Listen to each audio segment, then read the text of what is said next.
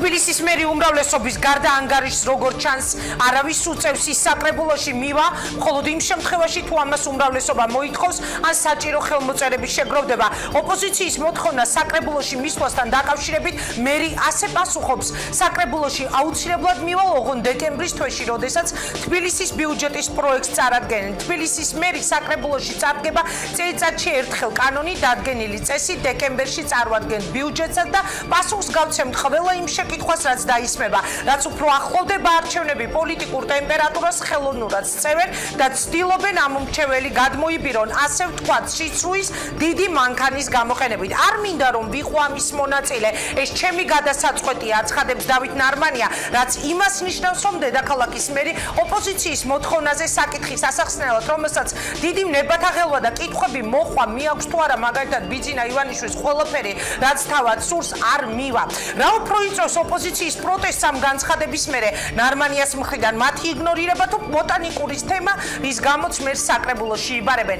ოცნების ნარმანია, ესა ინგა გრიგოლიას დღის ამბები ორზე, მოგესალმებით საკრებულოში არა, მაგრამ დღეს ვაკის პარკში 9 მაისთან დაკავშირებით გამართულ ღონისძიებაზე ნარმანიასა და მოქალაქეს შორის ასეთი შელაპარაკება მოხდა. მინდა რომ ჩემი გულის ტიული გითხრათ ბოტანიკურ ბაღთან დაკავშირებით. მე მიმაჩნია რომ როგორც მოქალაქეს და როგორც პრეზიდენტ მაცხოვრებელს თქვენ არ გაქვთ მორალური უფლება რომ თბილისის ქუჩებში იაროთ და თბილისელებს შეხვდეთ. ვინაიდან თქვენ კურდულად ბიძინა ივანიშვილის მიეცი ტერიტორია რომელიც არის ხალხის აზრია და მორალური უფლება არ გაქვთ თქვენ თბილისში. მორალური უფლება არ გაქვთ თბილისის ქუჩებში იაროთ თქვენ. ბატონო დავით, თქვენ უნდა გადადგეს.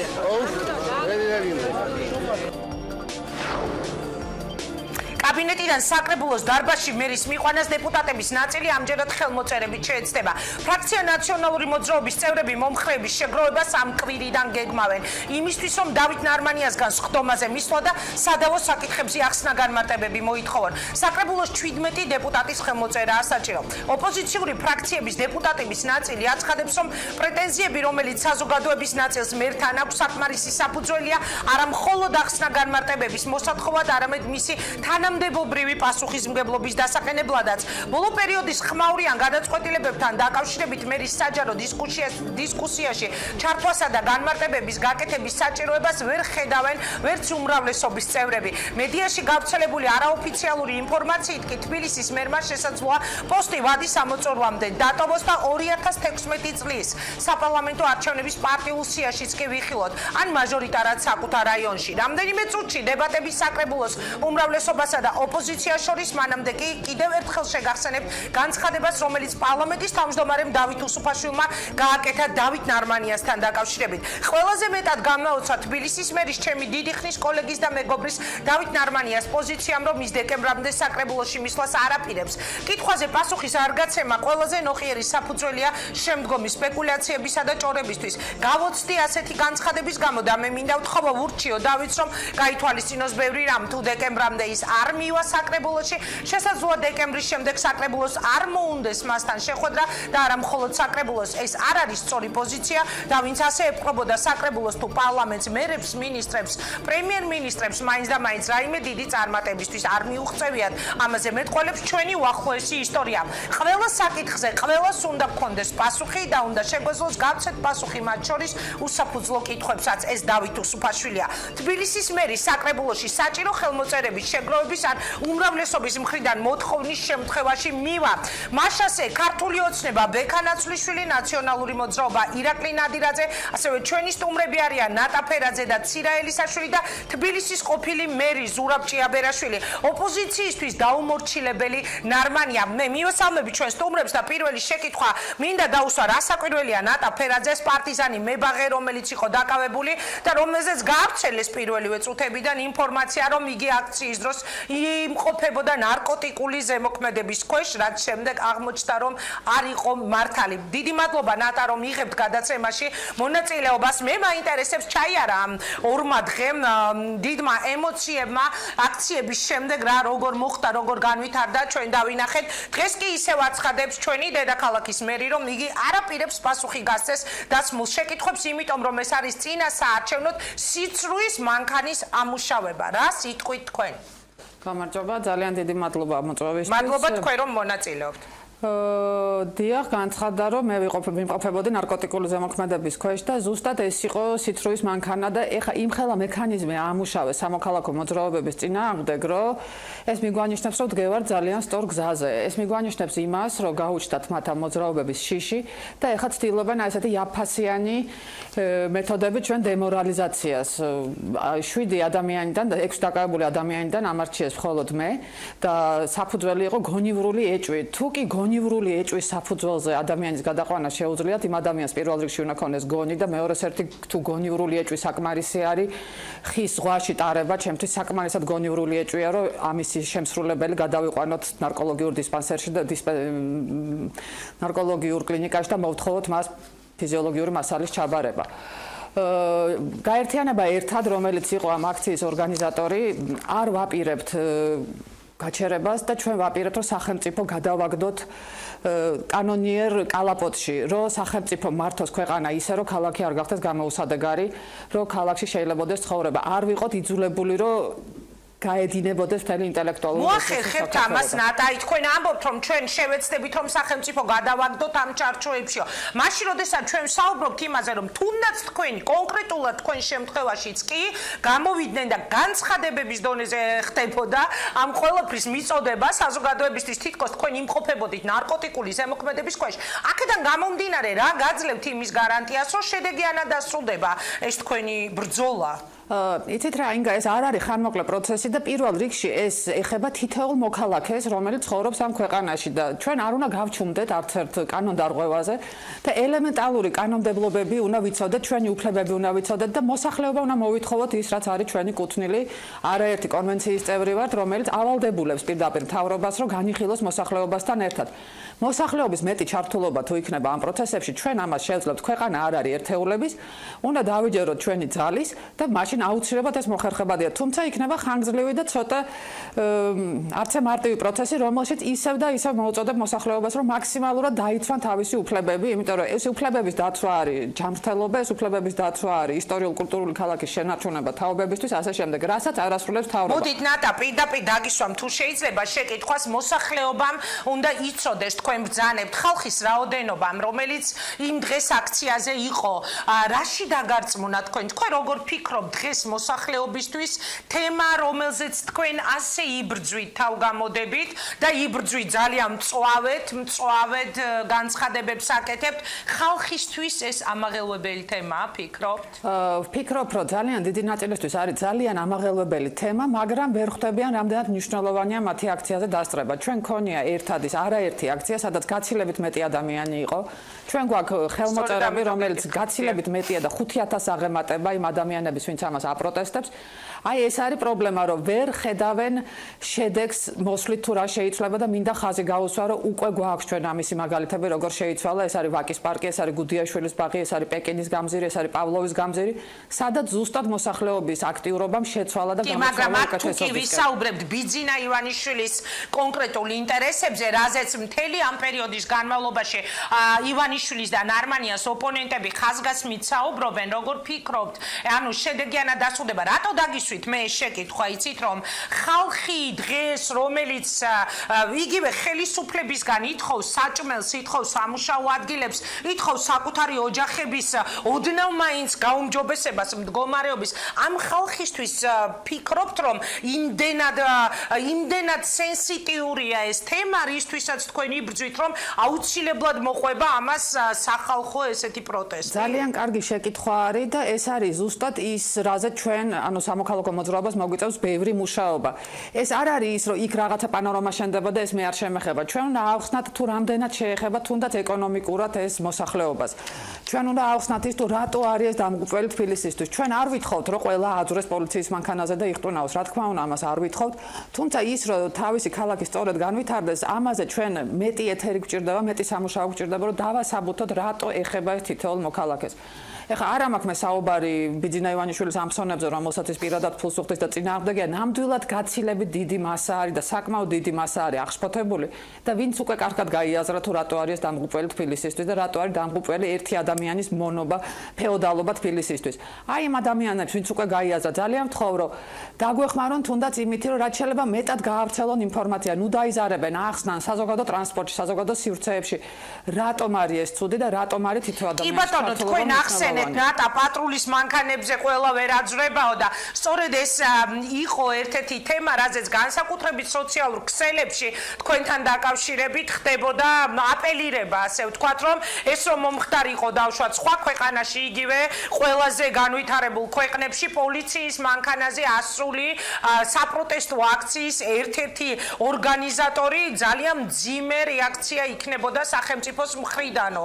თქვენ რა სიტყვით, რა იყო ეს პოლიციის საპატრულო მანქანაზე ასული ნატა ფერაძე? პირველ რიგში არ შემიძლია არ ვთქვა, რომ პოლიცია ნამდვილად ძალიან ეთიკური იყო და არანაირი შეურაცხყოფა არ მოუყენებიათ, თუმცა რას ასრულებდნენ, რა შეკვეთას ეს ცალკე საკითხავია და ეს არის მთავარი პრობლემა. აქ თუ რატომ ქონდა პოლიციას ეს ბრძანება მიცემული, მაგრამ პოლიცია ნამდვილად ეთიკური იყო გადაყვანის მომენტიდან, ახლა იქ რაღაცა შეიძლება პატარა ჰქონდეს პრეტენზიები, მაგრამ პრინციპში არა გვაქვს.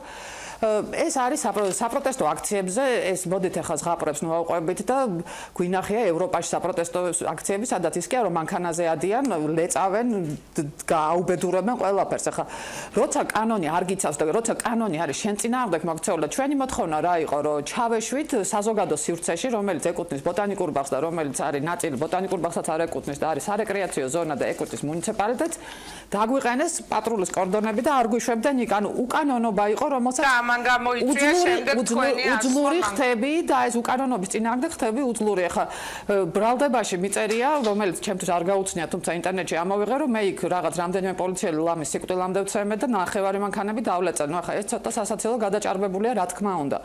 მაგრამ ის რომ შეწინააღმდეგის ბერკეტს, ანუ ჩვენ დავიწყეთ და ამაზე ვერავინ ვერ მოგვედავება, რომ დავიწყეთ ეს ბრძოლა ცივილიზებული მეთოდებით, დავიწყეთ ეს პეტიციებით, შეხვედრის მოთხოვნებით. რომელმა ჯერჯერობით არ გამოიღო შედეგი. ჩათვალეთ, დაუშვათ, მოდით ესე დაგისვამთ ამ კითხვას, რომ მე ვარ ადამიანი, რომელიც ფიქრობს, რომ არაფერი საგანგაშო არ ხდება.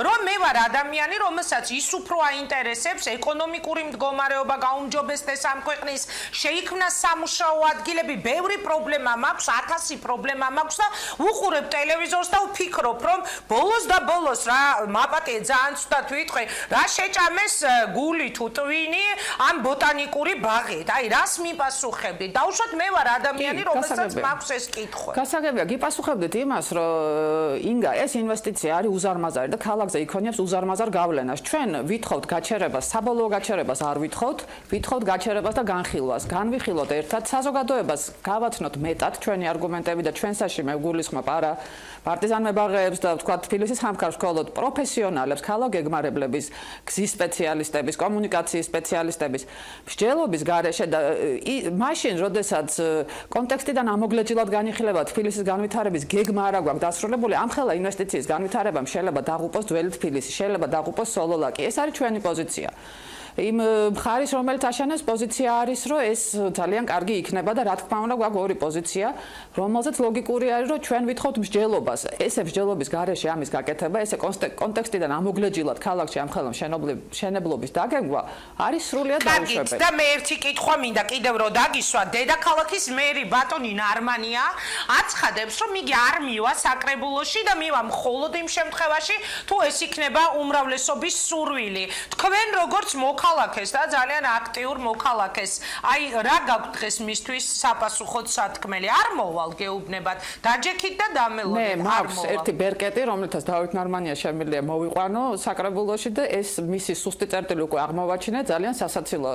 როგორც კი მე მას 300-იანი სიტყვით მიმართავ, მიბარებს კაბინეტში და მე ვნება ძალიან გთხოვ ნუ მეძახი 300-იან სიტყვას.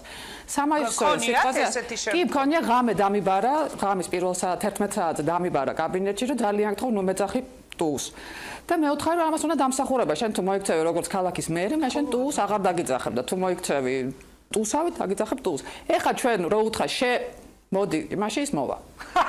თქვენ ფიქრობთ რომ მიაგენით ნარმანიაზე ზემოქმედების რაღაც ბერკეტს.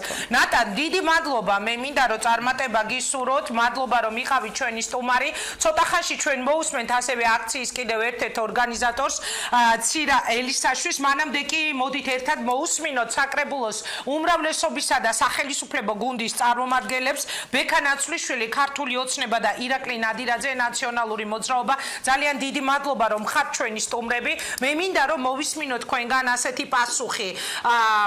მოდით გავაგრძელებ ბატონო ირაკლი ნადირაძესთან დავსვავ კითხვას. შეკითხვა, რომელიც მე დავუსვი ქალბატონ ნატასაც. თქვენ ფიქრობთ რომ დღეს მოსახლეობას კიდევ ერთხელ გავიმეორებ, რომელსაც ძალიან ბევრი პრობლემა აქვს, სოციალური, ეკონომიკური, რომელსაც ძალიან უჭირს და ძალიან ბევრი პრეტენზია აქვს ხელისუფლებასთან, ფიქრობთ რომ იმდენად აღელვებს ბოტანიკური ბაღის თემა, რამდენადაც თქვენ? მოგესალმებით ქალბატონო ინგა, მივესალმები თქვენს ტელემაყურებლებს. ამ კითხვის პასუხის გაცემა შეიძლება დავიწყოთ იქიდან, აინტერესებთ გამომდინარე იქიდან, რომ ლაპარაკი იყო აქ მთელ კასკადზე, მაფიოზურ გეგმაზე, ბიძინა ივანიშვილის მხრიდან, აქ ლაპარაკი იყო საბიუჯეტო თანხების გაფორმაზე. იმის ნაცვლად, რომ თბილისის მერია და მთელი ხელისუფლება მუშაობდეს იმ პრობლემების გადაჭრაზე, რომელიც უკავშირდება ადამიანების დასაქმებას, მეტი შემოსავლის მიღებას, სოციალურ პრობლემებს, ინფრასტრუქტურის განვითარებას, მთელი ეს სახელისუფლებო რგოლები, სტრუქტურები, ქართული ოცნება და თანამდებობის პირები მუშაობდნენ სწორედ იმაზე, როგორ გაეფართოვებინა და განევითარებინა ბიძინა ივანიშვილის ბიზნეს ინტერესები და ამაში უფრო მეტიც ხარჯავენ მოსახლეობის თითოეული თბილისელის ფულს. აი, სწორედ ეს არის პრობლემა და აქედან გამომდინარე უნდა იყოს თბილისელებისთვის საინტერესო, გარდა იმისა, რომ აქ ლაპარაკია რასაკვირველია ეკოლოგიური მდგომარეობის გაუარესებაზე, სწორედ აქედან გამომდინარე უნდა იყოს მათთვის საინტერესო ამაზე საუბარი. მე ხა ბოტანიკური ბაღიდან მოვდივარ და უახლესი ინფორმაცია მინდა გაგაცნოთ. ამ წუთებში ჩემი კოლეგა ირაკლი აბესაძე მართავს ჟურნალისტებთან შეხვედრას, ბრიფინგს, იმიტომ რომ გახდა მაფიოზური გეგმის ერთ-ერთი ახალი დეტალი ცნობილი ჩვენთვის. კონკრეტულად ჩვენ როგორც მოგეხსენებათ, რამდენიმე ასპექტში ვედავებით ბიძინა ივანიშვილს და დავით ნარმანიას ამ ბოტანიკური ბაღის მიმდებარედ სისხლის სამართლებრივ დანაშაულზე ფაქტიურად, გარდა იმისა, რომ ამ ადამიანებმა ასობით ხე გაჩეხეს, გარდა იმისა, რომ 100,000-ობით ლარი ბიუჯეტის ფული დაკარგეს აბსოლუტურად არამიზნობრივად, გარდა იმისა, რომ ბიძინა ივანიშვილს დამატებით მოუსუფთავეს ტერიტორია და აბსოლუტური კონკურენციის შეზღუდვით მისცეს დამატებით 29 ჰექტარი ბოტანიკური ბაღის თავზე, გახსოვთ თქვენ იყო ერთი საინტერესო დეტალი 4 ჰექტარი მიწის გაცვლასთან დაკავშირებით თაბორისთან დაკავშირებით და ეს ადამიანები ურცხვად აცხადებდნენ რომ თითქოს და ბიძინა ივანიშვილი იყო ძალიან კეთილი ბიზია, დიდი ქველმოქმედი და 4 ჰექტარი მიწა, წალკოტი ბაღი გაცვალა აბსოლუტურად ხრიოკ და უდაბნო მიწაში, რაც იყო დიდი ტყუილი, მე პირადად არაერთხელ ნამყოფი, გარდა იმისა, რომ ისინი შეხვდნენ კულტურული მემკვიდრეობის ზეგს და ამის არავითარი უფლება არ ქონდა არც მერიას და არც ბოტანიკურ ბაღს, ახლა ლილოს ბაზრობის ტერიტორიაში რომ მოინდომოს გაცვლა, ახლა მათ ამის შესაძლებლობა რა თქმა უნდა არ უნდა ქონდეთ. აღმოჩნდა ძალიან საინტერესო დეტალი თუ რეალურად რატომ მოხდა გაცვლა. აღმოჩნდა რომ ამ 4 ჰექტარზე, რომელიც ბიძინა ივანიშვილმა დათმო და რომელიც იყო 200-200-ზე დაახლოებით კვადრატული მეტრი, ანუ 4 ჰექტარი, 40,000 კვადრატული მეტრის, იქ გადიოდა მაღალი ძაბვის ხაზი, 35 კილოვოლტიანი მაღალი ძაბვის ხაზი, მთელ 200 მეტრ სიგრძეზე, რომელიც ამ ტერიტორიას ორ ნაწილად ყოფდა პირობითად და ეს ტერიტორია მისი ბიზნეს ინტერესებისთვის იყო აბსოლუტურად გამოუსადეგარი. გამომდინარე იქიდან რომ არსებობს მთავრობის დადგენილება 2013 წლის 24 დეკემბრის, რომელიც სწორედ ამ გადამცემი ხაზების ქვეშ და მიმდებარედ აწესებს შეზღუდვას. გამომდინარე იქიდან რომ იქ ყველანაირი მშენებლობა არის გამორიცხული, გამომდინარე იქიდან რომ იქ ნებისმიერ დროს უნდა იქნას დაშვებული საჭიროების შემთხვევაში შესაბამისი ტექნიკური პერსონალი, ის ამიწას უბრალოდ ვერ შემოღობდა თავისი ბიზნეს ინტერესებისთვის.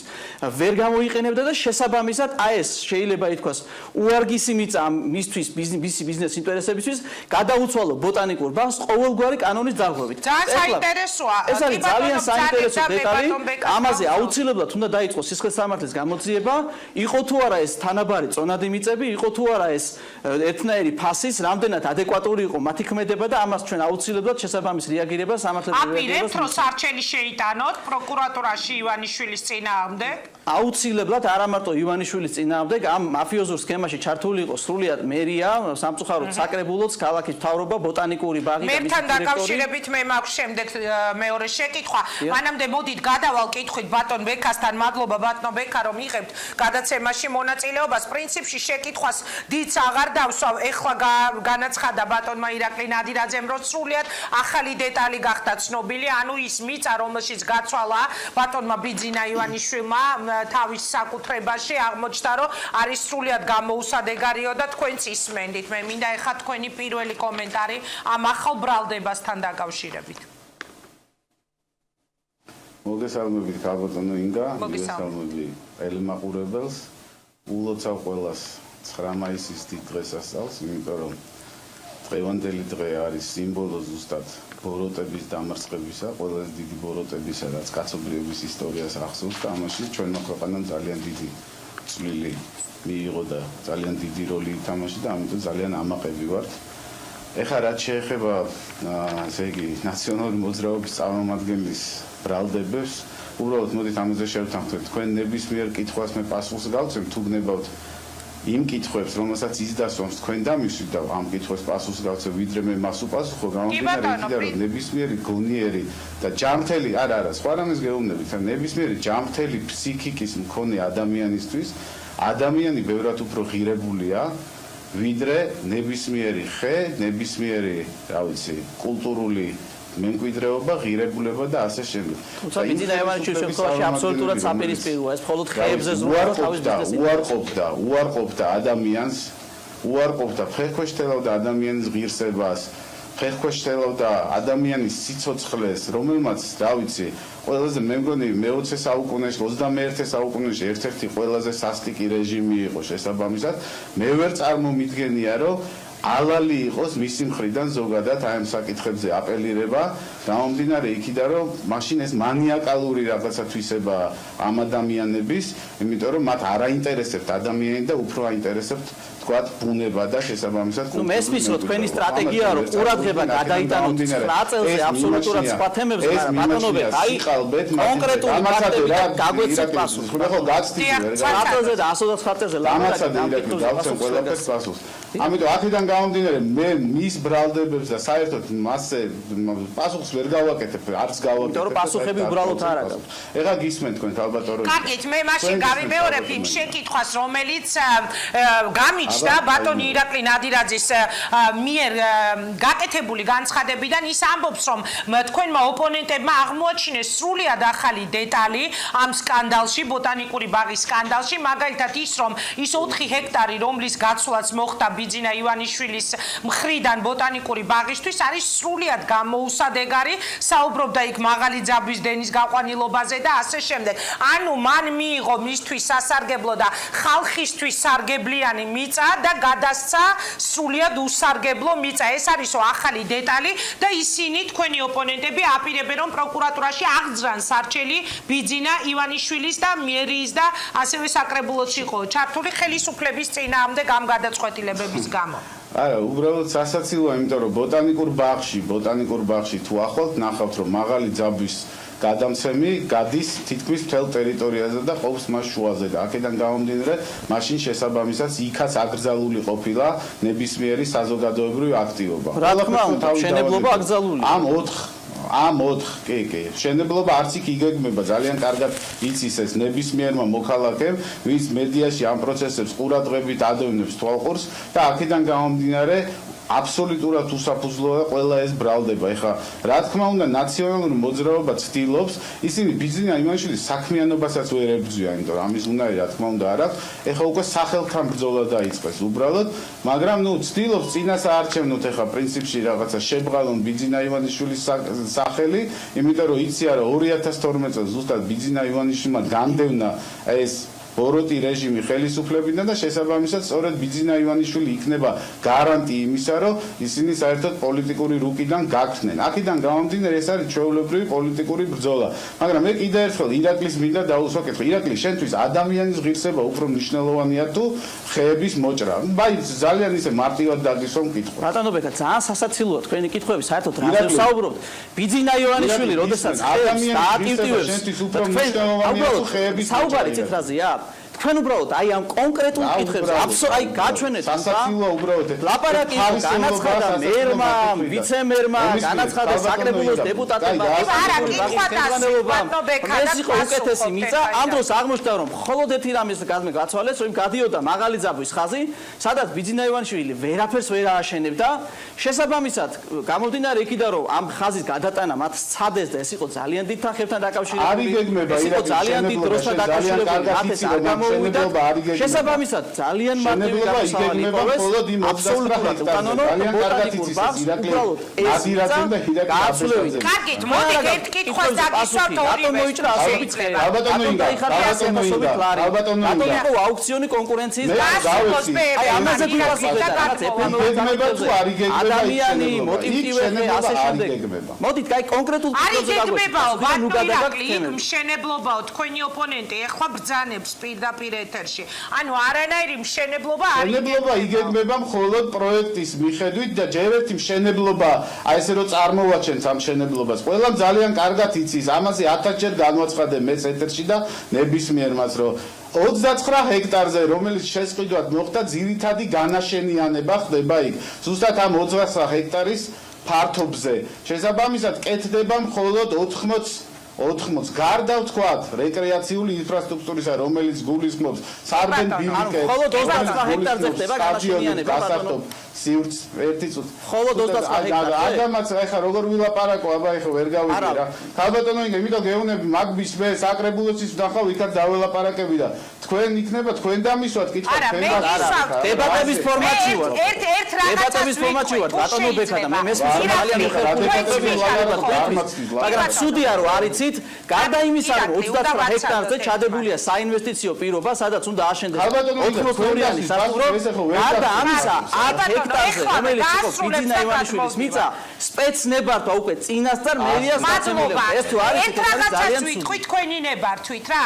მე ამ დღეებში რატო დავსვი ეს შეკითხვა ირაკლი ნადირაძის მისამართით უფროსავ ხა ამ კითხვას, რატომ დავსვი ეს კითხვა, როგორ ფიქრობთ ხო ხალხს რამდენად აღელვებს იმ დონეზე, რა დონეზეც დაუშვა თქვენ რომ მე ძალიან ბევრი ადამიანისგან ამ დღეებში მოვისმინე, აი მართა ნატასთანაც დავსვი ეს კითხვა რომ აღარ შემილია რა გახდა ეს ბოტანიკური ბაღი. ამიტომ გეკითხებით რომ ამ შემთხვევაში თქვენი ოპონენტები ხელისუფლება, როდესაც ამბობს რომ ეს ძალიან გავს წინა საარჩევნო სიტუაციის ხელოვნურად დაძაბვას, არის თუ არა ეს ასე და შემდეგ გადავალ ბექანაცვლიშვილთან და კიდევ ერთი კითხვა მექნება თითოეულ თქვენგანთან ვაცადოთ ერთმანეთს გისმენთ ირაკლი. ბატონო ინგა, მაშინ კიდევ ერთხელ გიპასუხებთ. გამომდინარე იქიდან ძალიან ხშირად კითხულობდნენ ეს ადამიანები, აბსოლუტურად არ ვიცი რატო იმაშვებოდნენ, ესე იკვირვებდნენ, თითქოს და რატომ მოიხსენიებთ ბიძინა ივანიშვილის სახელს ამ ბოტანიკურ ბაღის მიწებთან დაკავშირებითო, სწორედაც მის კომპანიას უკავშირდებოდა და მის სატელიტ კომპანიებს უკავშირდებოდა ეს მიწები, ამიტომ ძალიან ლოგიკურია, რომ ჩვენ საუბრობდით სწორედად ბიძინა ივანიშვილზე და რაც შეეხება რამდენად აინტერესებს თუ არა დიახაც, ბიძინა ივანიშვილი იყო შემოქმედი მთელი ამ პროცესის, ქართული ოცნების ამ ერთ ადამიანს არის მიბმული სამწუხაროდ მთელი ქართული ოცნება, მთავრობა, საკრებულო მერია, შესაბამისად ჩვენ საზოგადოებას კიდევ ერთხელ უნდა გავაგებინოთ და აუხსნათ, რომ ის რაც კეთდება მათი ფულით, ის რასაც ბიძინა აკეთებდა მანამდე, ვისაც ვითომ და ქველმოქმედების სახელით ეს იყო დიდი ფარისევლობა, ქველმოქმედების სახელით ეს ადამიანი ფულს ხარჯავდა. განმავლობაში, მოდით ეხა მე ვერავინ ვერ დავაბრალებს, რომ დიდი მეხოტბე ვარ დაუშვათ ხელისუფლების, მაგრამ გულწრფელად მითხარით ეხა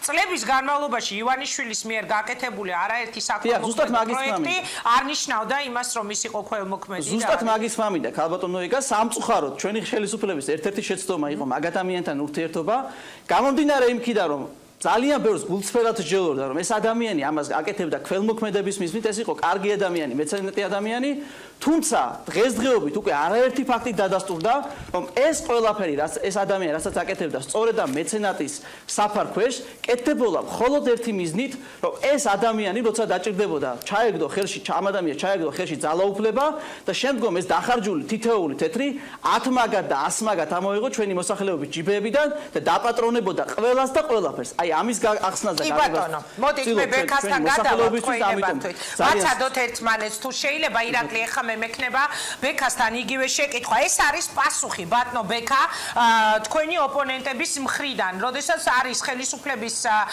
ცალკეული ლიდერების მიერ გაკეთებული განცხადებები, რომ აი თქვენს ბრძანეთ გადაცემის დასაწყისში, რომ ეს ყველაფერი უკავშირდება არჩევნების მოახლოებას.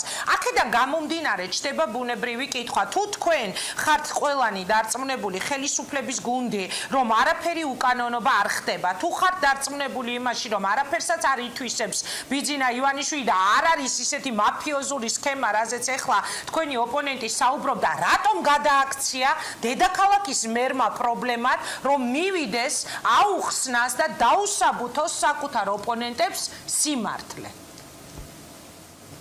კარგი, ეხლა რიგრიგობით მოდი ბევრი შეკითხვა იყო თქვენი მხრიდან. კი ბატონო, გისმენთ და შემდეგ ირაკლისთან და თქვენთან და დავიწყოთ. ეხლა წარმოიდგინეთ, ადრონული თერაპიის ლაბორატორიის შექმნა, რომ ადამიანს უნდა ეხლა მე მგონი მის რაღაცა განსაკუთრებულ ბიზნეს ინტერესებზე და რაღაცის ქონების მითვისებაზე, სახელმწიფო ქონების მითვისებაზე ლაპარაკი ზედმეტია. მე ეხლა ბიძინა ივანიშვილს კი არ ვიცავ, მე უბრალოდ ფაქტების კონსტატაციას ვახდენ, რატომ მიმდინარეობს ეს ბინძური კამპანია და ვის წინააღმდეგ მიმდინარეობს ეს ბინძური კამპანია. მას ჩემი დაცვა მე მგონი არ ჭირდება.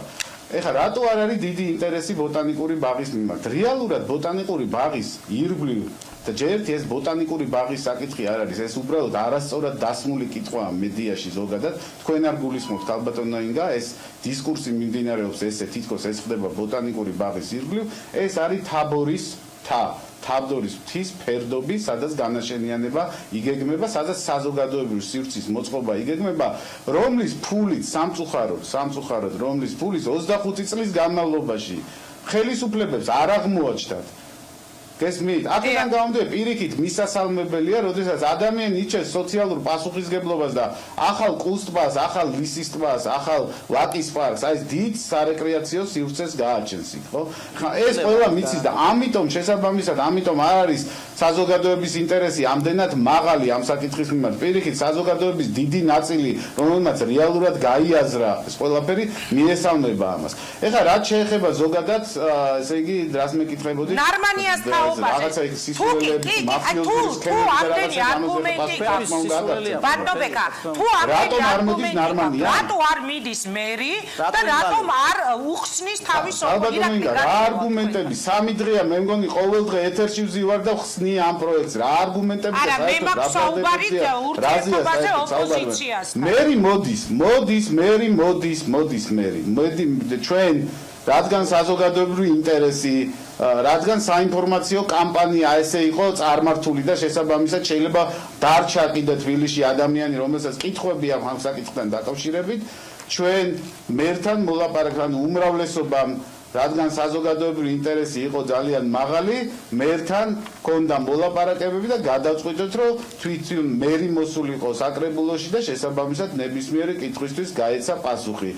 ის მოვა სამშაბათს 17 მაისს საკრებულოში და ყველა კითხვას გასცემს პასუხს. საინტერესოა, როდის მიიღეთ ეს გადაწყვეტილება, ბატონო ბექა, არ ვიცოდი, ჩვენთვის არ იყო ცნობილი ეს ამბავი. კონსულტაციები მიმდინარეობდა და მივიღეთ ეს გადაწყვეტილება. ანუ დავით ნარმანია მოვა საკრებულოში 17 მაისს.